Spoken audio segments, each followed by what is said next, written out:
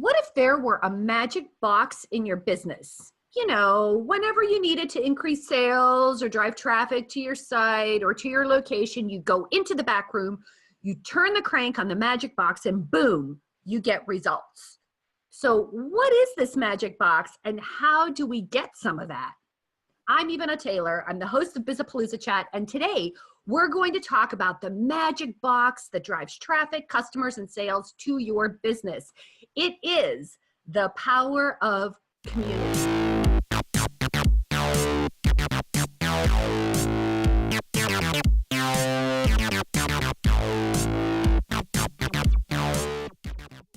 Our guest today is Sarah Christian, but you know her as Pearl Morbs. She's also known as Peculiar Beastie on Twitter.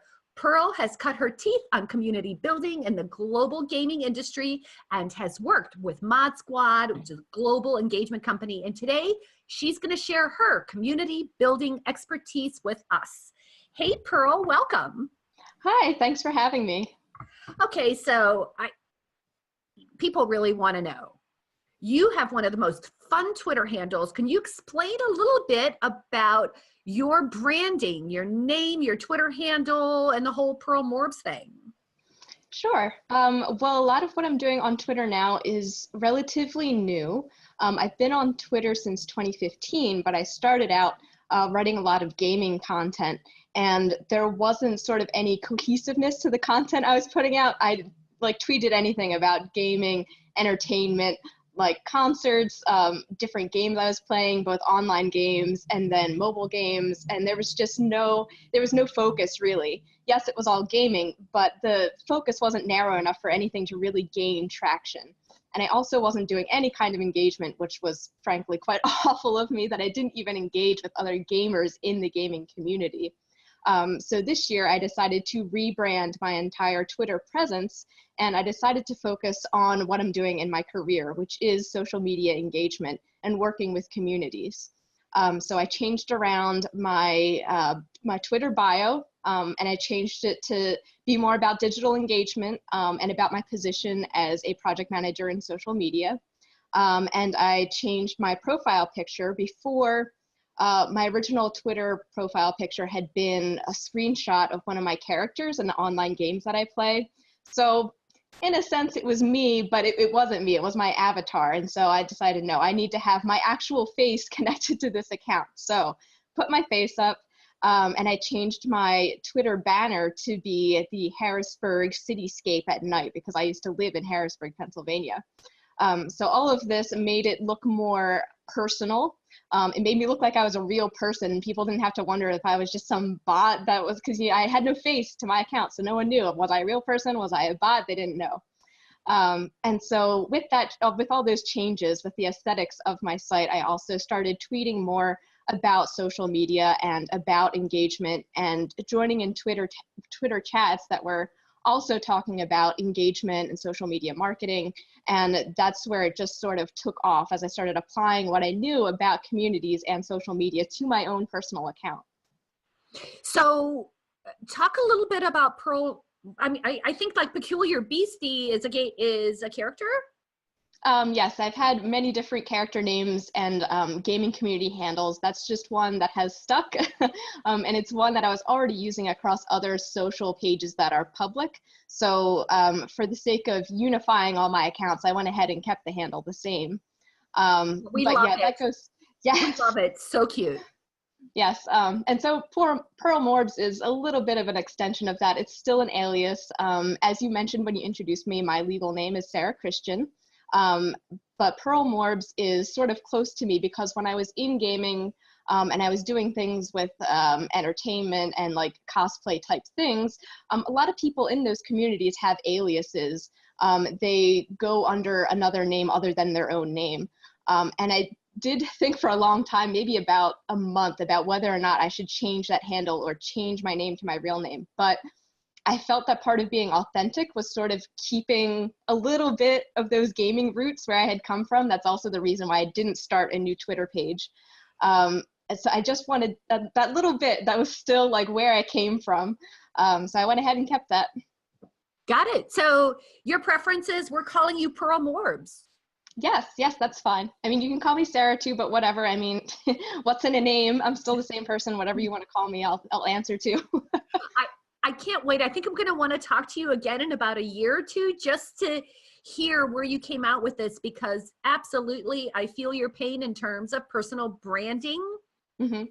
Because when I started on Twitter in 2008, no, in 2007, the thing to do was to use your blog handle. So my original blog was Strategy Stew, and I Hmm. still have that. And I connected with some of the biggest influencers who were early adopters through that handle. Right. Right. So then when I was more cohesive, and of course I have even a tailor too, but DIY Marketers is the one that's stuck. Hmm. So I really resonate with that. And it's really, really difficult to kind of manage that entire landscape. So good luck with that. Yes, thank you. No, but let's really talk about communities, because you said that you were in the gaming community. And I think those folks are really, really engaged. That's a really powerful community. So why are communities so important? Well, communities are important. If I speak specifically from the gaming industry, because a lot of games, especially online games, they're multiplayer. So players are interacting with each other within the game itself. And then those players are creating guilds, which is sort of like a small group. So you have all these guilds across an entire server. So there's all these miniature communities within the greater gaming community as a whole. And then that's sort of, it leaks a little bit over into things like your forums and your social media. Forums is a big one for the gaming community because you'll often see guilds that have their own threads in the forums, or guilds that sort of like do their own contests or just like creative activities through the forum. But that's the brand's forum, like that's their platform. And by the community interacting that way, they're also sort of boosting the engagement for that brand as well. So it's mutually beneficial.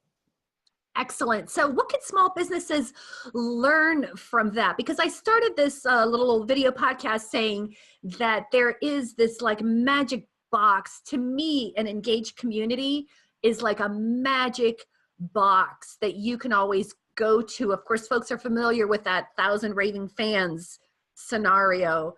Right.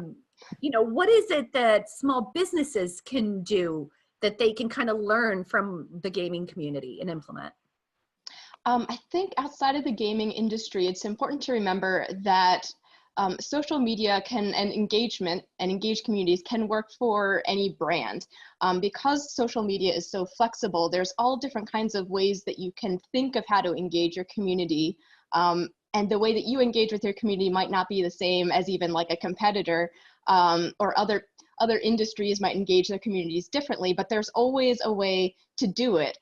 Really, the sky is the limit. And I think once you find out what's working for you and for your community, and you can tap into that engagement, then you'll see through engagement, you can actually boost almost all of your other metrics. I personally was focused on an engagement-based strategy for my Twitter page.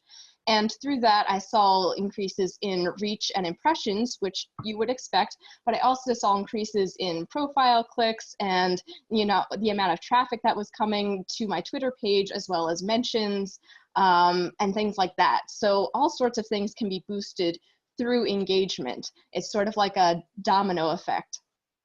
I like that. So, one of the things that's real hard to do is as technology improves and changes, words start to mean become more focused and mean different things. So one of the things that we're talking about in the chat is, what's the difference between a network and a community?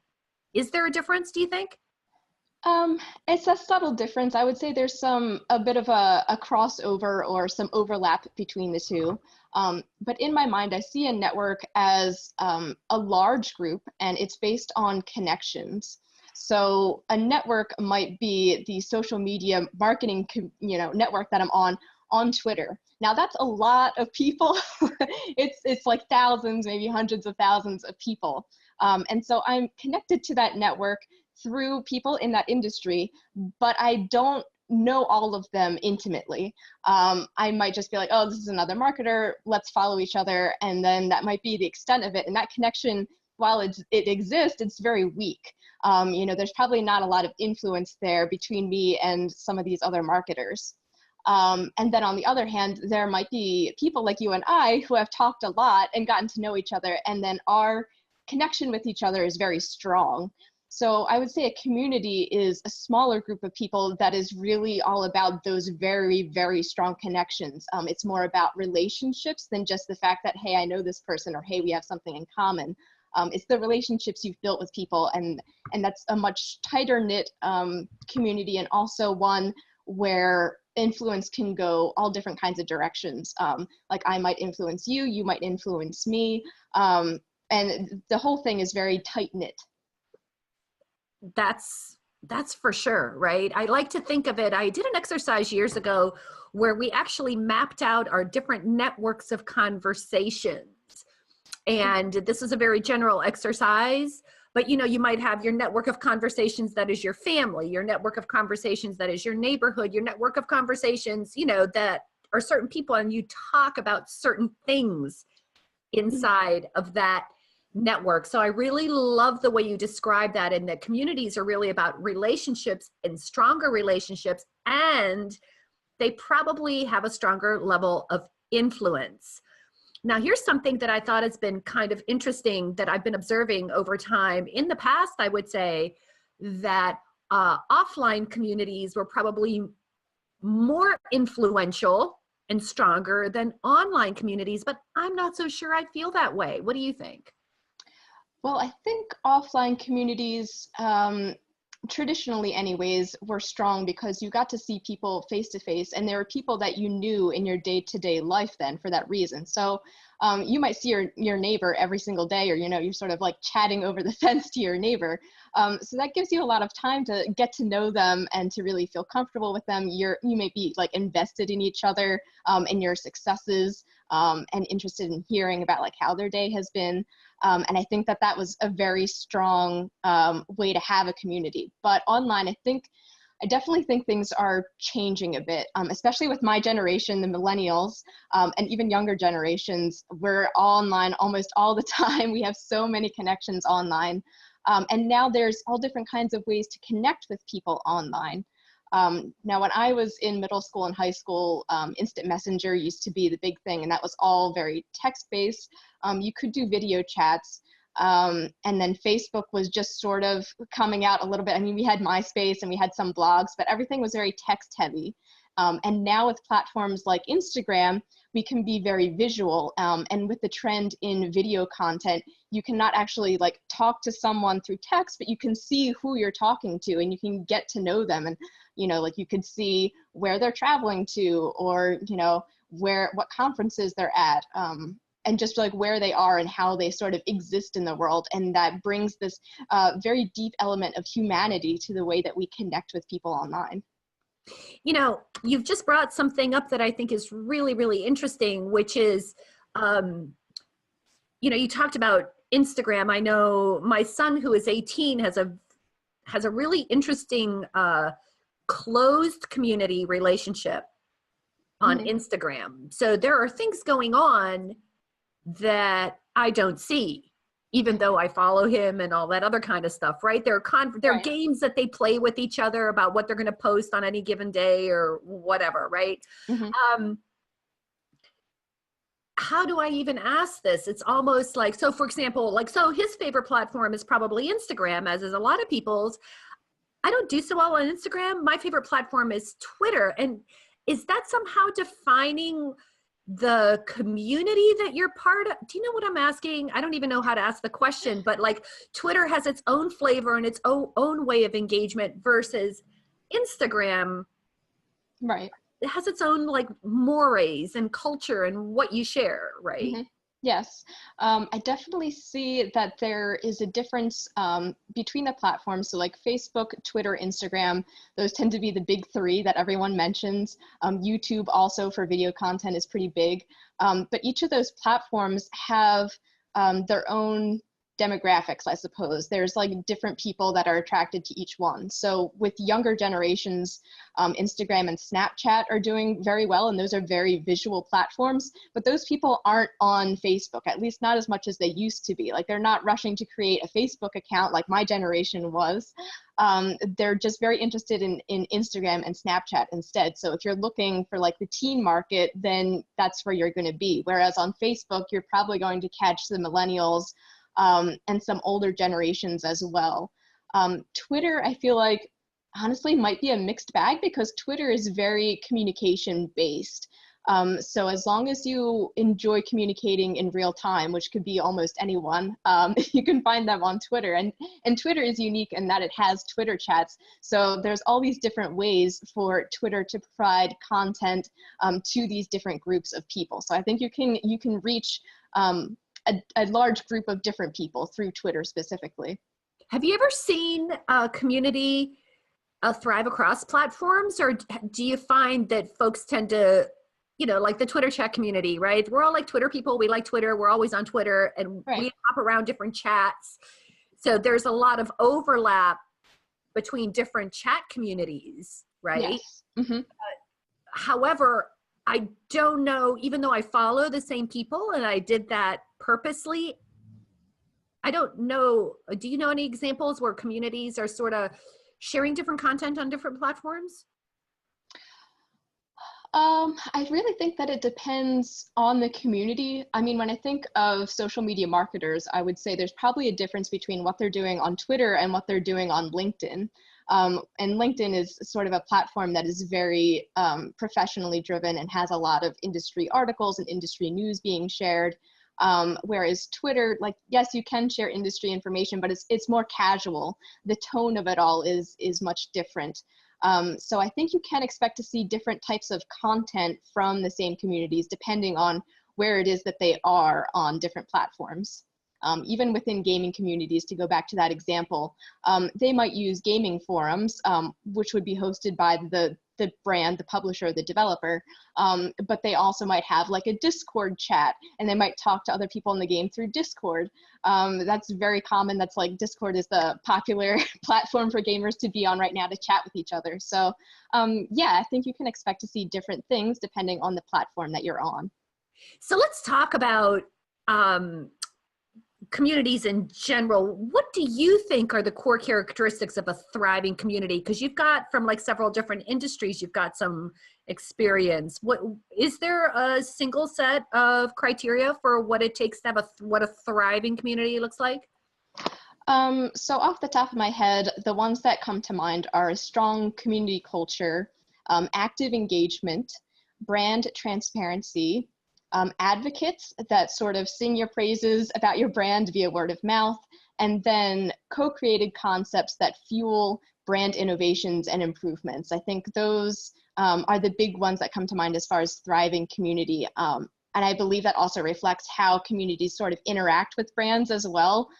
It's not just the community and the brand in separate silos. Like there's this interaction between both of them. Yeah, I love that you mentioned this idea of co-creation. Can you give me some examples of what that might look like? So co-creation is any time that you invite your community to help create something, as far as like product improvements, or if you're thinking about some sort of innovation for your company, for your service, for your product. It could also be something as simple as like just grabbing feedback on the content you're putting out. So if you ask the community, like, we've been posting this kind of content, we're interested, what type of content would you like to see more of from us? Or what's something that you would like to see that we've not been sharing? And inviting the community to have a discussion with you about that is co-creation. And I feel that that's especially powerful when you then follow through, like not just inviting them to give feedback and then not using it, but definitely, taking a look and saying like, oh, we have a lot of people that want us to see, they want us to put out more articles about a certain topic. And then you go ahead and you make those articles. That really resonates with the community. That's like, hey, not only did they care about what I thought, but then they went ahead and they're providing this for me like I asked them to. That is such a powerful connection. Oh, so true. Hey, so I got to ask this question. how many members do you need to have engaged community? Because like in the world of Twitter, I think there's a misconception between, where certain numbers come from, right? We can be what I would call enamored with this idea of impressions and reach, which is a function of how many Twitter followers you have. So in essence, you can have a community of 4 people, right, with 300,000 followers apiece, and you've got all this, you're getting impressions or whatever, but you've actually only got 4 people. Like, right. to me, I prefer to have more people, but maybe not as many impressions. What are your thoughts on that? So I try not to focus too much on numbers or saying that there's some sort of range that is the right range for everyone. I don't think that there's a one size fits all for that.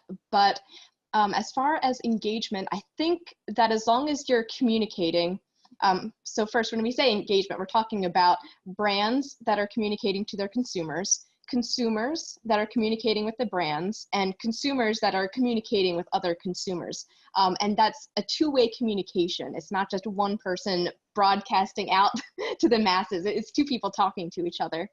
And so I guess technically you would only need 2 people to have a conversation. But what I will say is if you're concerned about how big your engaged community is, know that if you're doing quality engagement and really making it meaningful and having like long discussions with your community, you're going to see your community grow as a result of that engagement. And also remember that even if you're only talking to 4 people, like in your example, those 4 people could have a very large network. And so if they retweet something that you've talked about, for example, it's not just you talking to them anymore, because now that person's entire following has seen part of your conversation. So that's one good reason why you don't just want to look at the numbers. It might actually be you're getting like a larger reach than you think you are. So, but I would definitely say that engagement grows over time. So as long as you're putting in the effort, you're going to see growth no matter what, I think. So on the opposite side of things, what are some mistakes that you see folks making most often if they're like trying to build a community? Because I think part of our conversation today is going to be on, does your community build itself, or do you build your community? But what mistakes do you see that folks make when they're intentionally building a community? So I would say one of the most common is not engaging, only because I think that brands are sort of all over the place in terms of how savvy they are to social engagement. Some people are already know what the benefits are, and they're just like, they jumped on the train and they've gone with it. Other brands, they're not so sure, or they're not sure how best to imply engagement for their community and for their brand. So there's like a little bit of hesitation there. And for some people, there's still this like demystifying of social media, because we've had so many years of traditional media, and compared to that, social media is relatively new still. So there's some people that we still have to demystify social media engagement and what that means and what the benefits are. So that's probably the biggest one. The second one is jumping into conversations to make a hard sell. And again, this sort of goes back to traditional marketing a little bit. Traditional marketing had things like cold calling and like door-to-door salesmen way back in the day. And that was relatively successful. I mean, it was something where you had to contact multiple people in order to make one sale, or you had to go back to the same person multiple times in order to finally get that sale. But I feel that that's something that's becoming more and more a traditional marketing tactic, and not a tactic that's successful in social media marketing. When you jump into a conversation on social media and you're just there to promote your service or to sell a product, that leaves a really bad taste in people's mouths. Like they want to get to know you first, and they don't just want to be wondering, why is this person randomly jumping into my conversation with my best friend, and why are they trying to sell me something? It's very off-putting.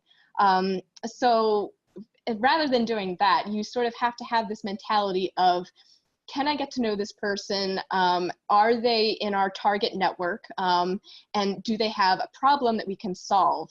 And then through getting to know them and getting to know like what that person's concerns are over time. Gradually, you get to the point where, you know, they'll post something like, oh man, I really am having trouble with X, Y, and Z. And you'll say, hey, we do this, we have a solution for you, we can help you with this. And then rather than it coming off as salesy, it'll be like, oh, this is some brand that I've talked to before, or some person that we've chatted before in the past, and they're doing this to help me, not to make a profit, even though that's essentially, it comes back to profits, but it doesn't have the same feeling for people when you take the time to get to know them and build the relationship first. Why do you think brands struggle so much with this feeling of really not knowing how to engage in this way? I think it's almost like overthinking it. That's a little bit of a pitfall. The thing that we always say, we social media marketers say online, is that social media is social. And it sounds very simple, but it's true. And we say that because we have to sort of roll it back and be like, okay, however close you are to this that you're looking at it, take 1,000 steps back and think about, you know, when you're talking to a friend in real life and you're chatting, you're not just talking the entire time, you're listening to what the other person has to say, and you're not necessarily listening to respond all the time, but you're listening to understand. And that's a big component. And the second component is obviously having that back and forth communication, that you're not just like popping in once to say, hey, and then you don't ever talk to that person ever again. Communication in real life is something that we're doing consistently, and we're talking to the same people over and over again, you know, multiple times a week, or, you know, even multiple times a day. So that's something to remember. The other one I would say is we don't wait for people to talk to us first in real life. Now, there might be some people I don't talk to them for a while, and so they'll reach out to me and then I'll reply back. But that's not always the case. There's definitely occasions where I have something that I want to share with a friend and I'll reach out to them first. And I think that's what we have to keep in mind on social media. We can't just be engaging reactively. We have to also put in a little bit of proactive engagement as well, because that also boosts our engagement and boosts our reach, and make sure that we're getting in front of the people that we want to communicate with and that we want to have in our communities. Well, thank you so much. I can't think of a better way to end this, you guys. Pearl Moritz, thank you for joining us today, also known as Sarah Christian, and follow her on Twitter at Peculiar Beastie, best Twitter handle ever. Thank you. Thanks so much for being with us. Yes, thanks for having me. Do you want to stop?